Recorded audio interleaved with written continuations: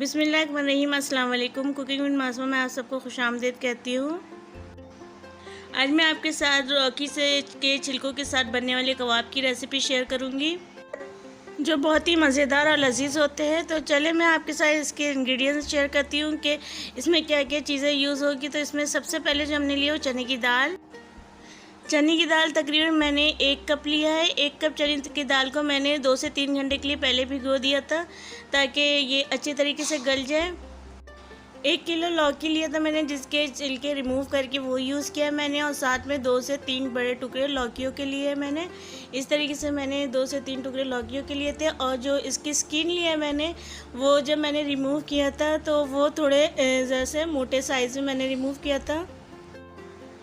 इस तरीके से आपने स्किन इसके जो छिलके हैं लेने हैं लौकी के, देख लें इसी तरीके से। और 2 से 3 टुकड़े बड़े साइज़ के मैंने जो लौकी लिए थे। अब चने की दाल में जो है मैं वो तमाम लौकी जो है वो ऐड कर दूंगी। लौकी के साथ मैंने 3 से 4 अदद लहसुन के जवे लिए थे, और इसके साथ ही जो मैंने 1 टुकड़ा अदरक का और 1 प्याज लिया था साबुत। 15 अदद मैंने तकरीबन साबुत मिर्च था, हाफ़ टी स्पून जो काली मिर्च, साथ में 1 टीस्पून ज़ीरा लिया था। इसके साथ ही जो मैंने नमक ऐड किया था अकॉर्डिंग योर टेस्ट। 1 इंच का जो है वो दालचीनी का टुकड़ा मैंने ऐड किया था। साथ में 5 अदद जो छोटी इलायची, लौंग 3 से 4 अदद, 2 अदद बड़ी इलायची।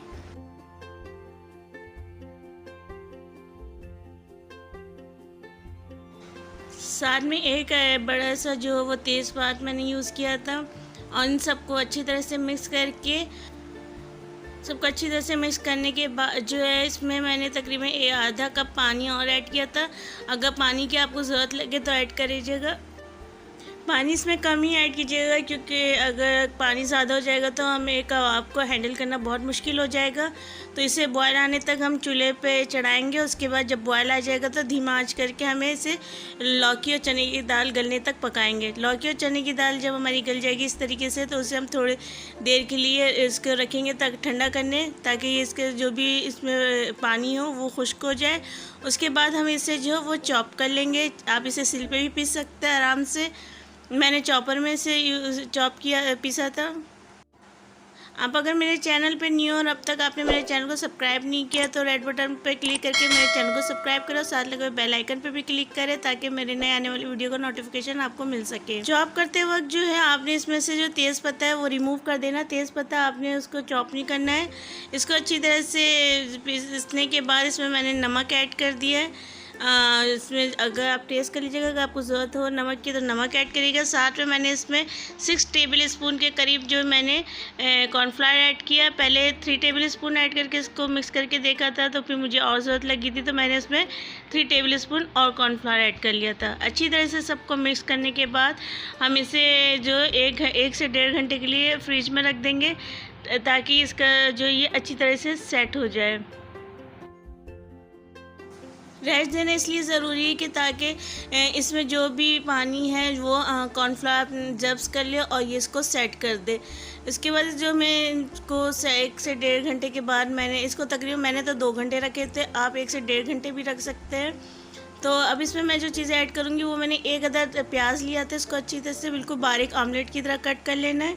साथ में चॉप 2 से 3 हरी मिर्चें, 2 से 3 हरी मिर्चेस को ऐड कर लेंगे। 1 टेबल स्पून के करीब बारीक कटा हुआ हरा धनिया। इसे अच्छी तरह से मिक्स कर लेंगे।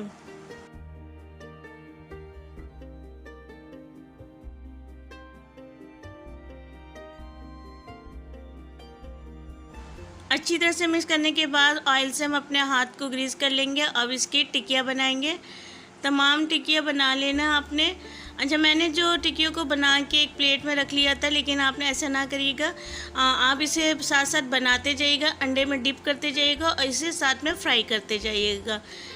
बना के रखना नहीं है, आपने साथ ही साथ इसे फ्राई करना है। तो अंडे में मैंने थोड़ा सा नमक ऐड करके इसे फेंट लिया था।